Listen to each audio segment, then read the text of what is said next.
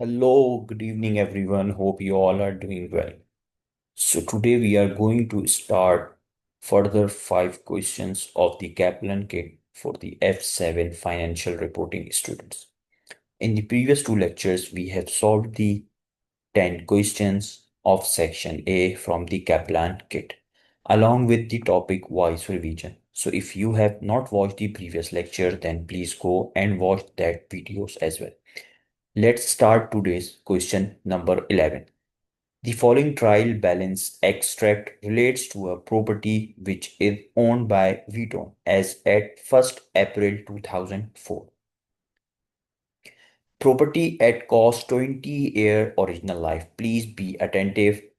The cost of the property is $12,000 and the original life is 20 years. Now the accumulated depreciation as at means balance sheet date on 1st April 2004 is 3600. Now, if you divide the 12,000 by 20, you will get the 1 year depreciation. Please start calculating the per year depreciation. 12,000 divided by 20, you will get the 600. So it means the 3600 are the depreciation of the 6 years. How 6 years? The first year depreciation is 600. So 6 years depreciation is 3600. So it means this is the 6 years accumulate depreciation. Once you deduct 12,000, 3600, you will get the book value at 1st April 2004. Now, this is the original life. Original life means when the asset was purchased, when the property were acquired. But now you are on 1st April 2004, so you have to calculate the remaining life. The remaining life is 14. How 14? Because 6 years depreciation. So it means 20 minus 6, you will get the remaining life on 1st April 2004, which is 14. On 1st October 2004, following a sustained increase in property prices, Vuitton revalued its property to 10.8 million. What will be the depreciation charge in Vuitton's statement of profit or loss for the year ended 31st March 2005? So now you have to calculate the depreciation for the 31st March 2005. Now in the answer, the examiner gives you the thousand value as well. So once you and your figures are also in the thousands.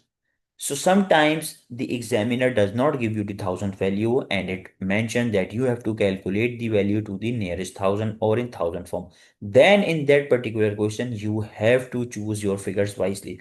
In this question, the examiner gives you the 30 means thousand. So you can just calculate your depreciation on these figures. You can remain them in the thousands. Now, guys, this is from the IAS 16 property, plant and equipment. We all know in the PPE we have two models, cost models and revaluation model. Now, air start date is 1st April 2000 X4, which is written in the question. Now, cost is 12,000. Accumulate depreciation is 3600. You will get the book value at 1st April 2004, which is 8400. Now, guys, you have to calculate the revised useful life, means the remaining useful life. So this is the 6 years depreciation. Per year depreciation is 600. How 600? 12,000 divided by 20, the original life. So remaining life is 14. How 14? 20 minus 6, you will get the remaining life of 14. Now this book value 8400 should be depreciated over the remaining useful life. So if you read again on 1st October means after 6 months. How 6 months? From the 1st April to 30th September, it becomes 6 months. So you have to calculate the depreciation for the 6 months because on this 6 month, the Vuitton company is going to use the revaluation model. So for that, you have to calculate the revised book value in order to get the revaluation gain. So book value at 1st October 2004 is 8100. How 8100? 8400 the book value on 1st April 2004 and you calculate the 6 months depreciation. How 6 months depreciation? 8,400 is your book value divided by 14. 14 is the remaining life on 1st April 2004. And you have to calculate the 6 months depreciation from April to September. So 6 divided by 12, you will get the 300 depreciation. 8,400 minus 300, you will get the 8,100 on 1st October 2004. Now guys, the fair value in this question is $10.8 million. So again, the question gives you the value in thousand, so you have to calculate it in the thousand. 10,800 is the fair value. There is a revaluation gain which is 12,2,700. This is the OCI item. Please do not incorporate in the P&L. Also, the question explain you that you should have to calculate the depreciation, no other thing. Now guys, now depreciation will be charged on fair value as we used revaluation model. Means now from onwards we charge depreciation on this value because we use the revaluation model. So remaining 6 months depreciation charge on 10800 over 13.5 years useful life.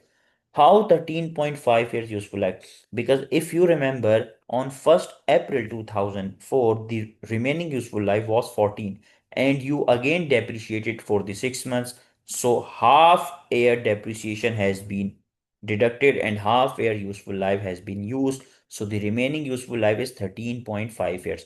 So now the remaining 6 months depreciation should be charged on 13.5 year. How?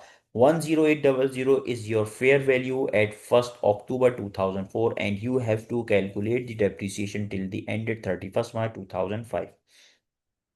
So depreciation 400, how 400? 10800 divided by 13.5 multiply by 6 divided by 12. So you will get the 400 depreciation. Then the remaining value is 10400. This is the book value which you can depreciate in the next years. Now guys, the total depreciation is 700. How 700?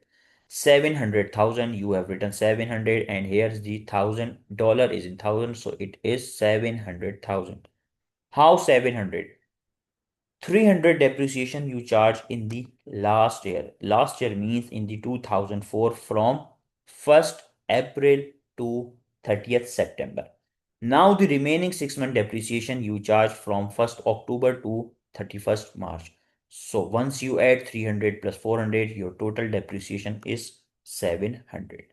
So now guys, we are done with the question number 11 of Kaplan kit. Now, which two of the following statements about IAS 20 means government grant? Accounting for government grants and disclosure of government assistance are true. So, guys, IAS 20 tells us about the government grant. There are two types of grant related to income and the grant related to assets. For the grant recognition means you can only book deferred income if you are meeting the criteria. You are meeting the condition and there is a reasonable assurance that the entity will meet the conditions attached with the grant. Let's read the options and then pick the two correct options. So, a government grant related to the purchase of an asset must be deducted. Guys, please highlight whenever there is a word like must, should. So this is very important because examiner gives you so much attention to it. A government grant related to the purchase of an asset must be deducted from the carrying amount of the asset in the statement of financial position. Don't you think the word must can deteriorate this option? Now, the option number B is a government grant related to the purchase of an asset should be recognized. Now, the second word is should. Should be recognized in profit or loss over the life of the asset. Yes, this is correct. If you watch the previous lectures, then you have a better understanding or clarity. Then the grant related to the purchase of an asset should be amortized over the useful life of the assets. Whereas in the grant related to income, we amortize the deferred income on the grant terms. Now, guys, option C, free marketing advice provided by a management department, provided by a government department is excluded from the definition of government grant. Yes, it is not a rebate, it is not a subsidiary from the government, so it should be excluded. So, guys, we have find two correct options, which is B and C. Now, read the option D.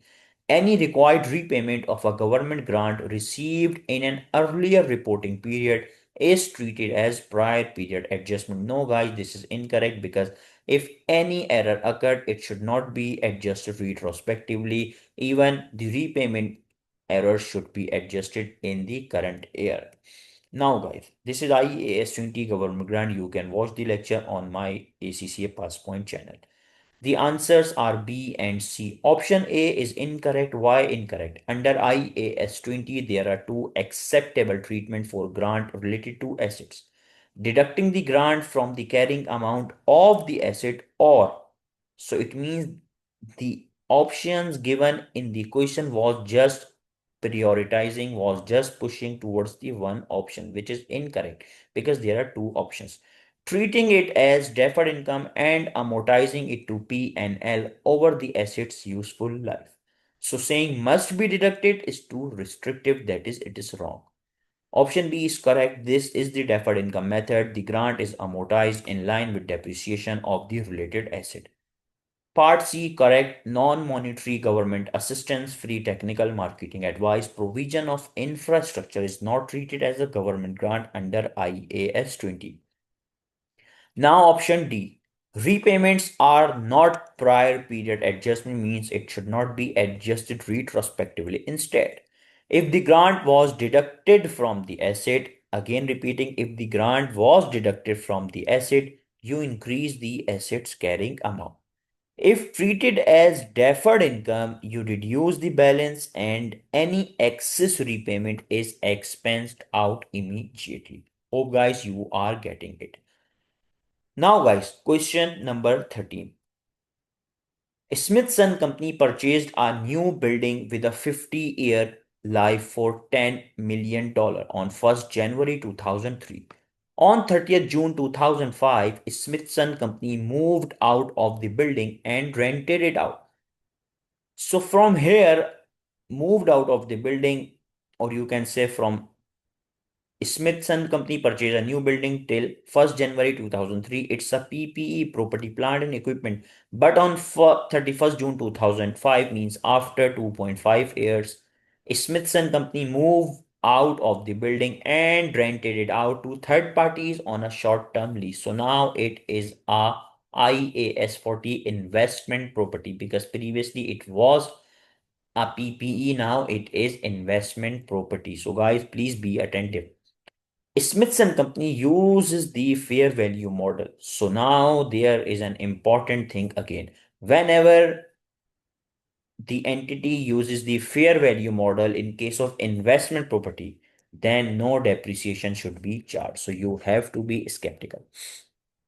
But can anyone tell me, please, from which date the Smithson Company is not going to charge the depreciation? Please, can anyone tell me?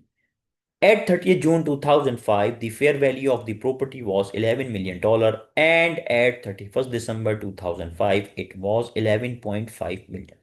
Now, guys, what is the total net amount to be recorded in the statement of profit or loss? Please be attentive. It's written in the statement of profit or loss.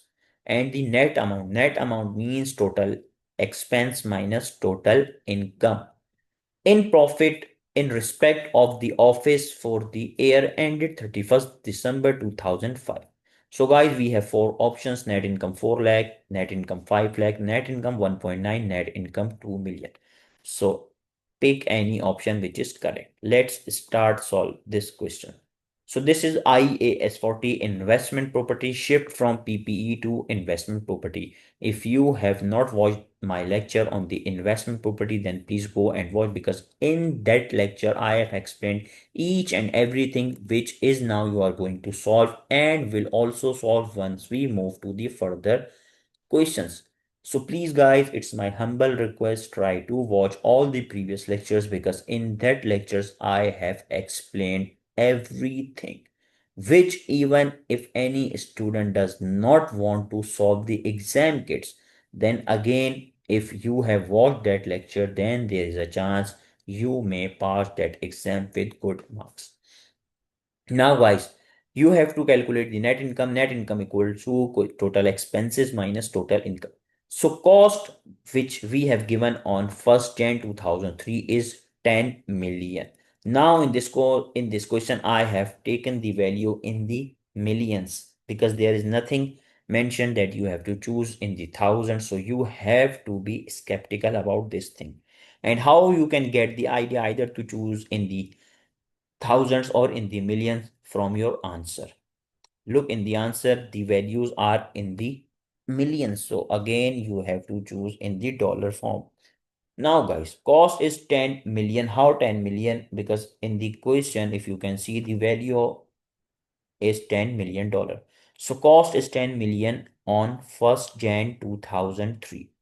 Depreciation, guys, you have to calculate the 2.5 year depreciation from 1st Jan 2003 to 30th June 2005 is 5 lakh. How 5 lakh? 2 years, 2.5 year depreciation. 10 million is the cost divided by 50 is the life multiply by 2.5 years. So you will get the 2.5 years accumulated depreciation, which is 5 lakh. Once you deduct it, you will get the book value of 9.5 million. Now, guys, we have a fair value. Still, we are using or calculating it as per IAS 16. We have not moved or shift to the IAS 40. Wait a minute, please. Now, fair value is 11 million on 30th June 2005. So there is a revaluation gain, which is 1.5 million. This is the balancing figure. This is a revaluation gain, which is reported in OCI, not in P&L. So now, guys, till here you are done with the IAS 16. Now you are moving to the IAS 40. Fair value is 11 million. Now the fair value at 31st December 2005 is 11.5 million. So I have just explained you in case of fair value model in investment property, you do not need to calculate the depreciation. No more depreciation in investment property if using fair value model. Now, any student can ask this question, why we are not calculating the depreciation in case of fair value model for investment property. So, student, the simple and the logical answer, if you want to know, then you have to watch the lecture because in that lecture, I have explained each and everything with examples. Now, for your better understanding regarding these questions, I can explain it in a simple and well manner. So once you calculate the depreciation on the fair value, then still your value would be same at the end. So that's why for your easiness, no need to calculate the depreciation in the fair value model for the investment property. Now fair value at 31st December 2005 is 11.5 million. You have a gain of 5 lakh. No need to take option B as you calculate the gain. The answer, the question requires you to calculate the total net income. So now guys, gain is 5 lakh. Net income in this case means gain minus expense. In this case, in this question, the expenses are depreciation. So now guys, how to calculate the net gain? Net gain per year depreciation. Now you have to calculate the per year depreciation. Why per year depreciation? Because the question asks you to calculate the net income for the year ended 31st December 2005. So you just have to calculate the depreciation for the 31st December means for this year for 2005 year. No need to calculate the depreciation for the prior year in order to calculate the total net income. So now guys, you have a gain of 5 lakh, which is related to investment property valuation. Per year depreciation. How to calculate the per year depreciation? Look, the cost was 10 million and the life was 50. So 10 million divided by 50, you will get the per year depreciation, which is 2 lakh. But in the last 6 months means from 1st January 2005 to 30th June 2005, you just have to calculate the 6 month depreciation, because in that period we were using the IAS 16 from 1st Jan 2005 to 30th June 2005. We were using the IAS 16. So for that period, you have to calculate the depreciation on the cost. So 10 million divided by 50, you will get the per year depreciation. But we need to calculate it for 6 months. So 1 lakh is the 6 month depreciation. How 1 lakh? 2 lakh multiplied by 6 divided by 12, you will get the 6 months depreciation. Now net gain is 4 lakh. How 4 lakh? 5 lakh minus 1 lakh, you will get the net gain of 4 lakh. So now you can see this is the option A. Let me show you. Look this one. So now guys, we are almost done with the question number 13. So now we are just left with two more questions. Question number 14. Please guys be attentive. Gilbert took out a 7.5 million 10% loan on 1st January 2006. Why? To build a new warehouse during the year.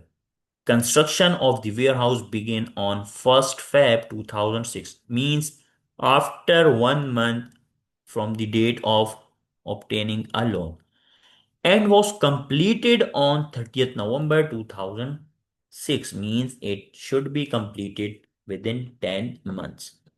As not all the funds were needed immediately, means there were surplus of funds and the entity decided to invest 2 million, means out of the total loan entity decided to invest 2 million at 4.5% bonds, means on the 4.5% return from 1st January to 1st May 2006. So the summary of this question is: entity obtained loan on 1st Jan 2006, but the construction will start from 1st Feb and ended at 30th November 2006. So from 1st Feb to 30th November, you have to calculate the borrowing cost, but that borrowing cost should not be the final cost. Why? Because entity also invested some funds from the loan which have taken to the construction of the warehouse. So that investment amount should be deducted from the borrowing cost which you have calculated. So the requirement is, what are the total borrowing costs to be capitalized in respect of warehouse? Let's solve this question. This is IAS 23 borrowing cost. In this IAS 23 borrowing cost, interest obtained to construct a qualifying asset should be capitalized. Qualifying asset means assets that take substantial period of time. So this is specific borrowing. Why? Because there is one loan. In the previous question we solved, means yesterday class, there were two loans. So that was a general borrowing. So borrowing cost, loan amount is 7.5 million. Interest at 10% is 6,25,000. How? 625. 7.5 million is the loan amount, multiplied by the interest 0.1, multiply by the 10 divided by 12. Why 10? Because the construction completed within 10 months from 1st Feb to 30th November. Now guys, there is an investment amount which is 22500. How 22500 is the investment amount? 2 million is the total amount which G invested at 4.5%, and we have to deduct the investment of 3 months. Why 3 months? Why not 4 months? Because we only deducted the return from the interest of that period in which the constructions were ongoing. So from 1st Feb to 30th April, it becomes 3 months. That's why you have to deduct the 3 months investment return. Now guys, question number 15 is craft acquired. Okay guys, there is one more important thing. If you remember, in the previous question there were given thousands, but in that question no thousand figures were given. That's why I have chosen the complete figure, 7,500,000, not 7.5 million. So these are the important things which you should have to notice, because these are the common pitfalls which mostly students do in their exams, even though they are damn sure that their answers were correct. But these are the pitfalls, these are the mistakes which may cause students. Now, guys, question number 15. Croft acquired a building with a 40-year life for its investment potential. Now, investment means investment property. But wait a minute. For 8 million on 1st Jan 2003, at 31st December 2003 means at the end of year 3. The fair value of the property was estimated at 9 million with cost to sale estimated at 200,000. If Croft company uses the fair value model, now examiner specified it that the Croft company uses fair value, no cost, only fair value model for investment property. Again, it's mentioned that it is IAS 40. Then what gain should be recorded in SOPL for the year ended 31st December 2003? So now guys, investment property means property held to earn rentals or for capital appreciation. Rentals means you are giving your property to somebody on a rent. And capital appreciation means you have acquired it or you are holding it and you will sell when the market value of your property will go up. So this is the capital appreciation, which in this case is doing by the Croft company. So now guys, how to calculate the gain? It's a simple and straightforward because the model used by Croft company is fair value and in that model you do not need to calculate the depreciation.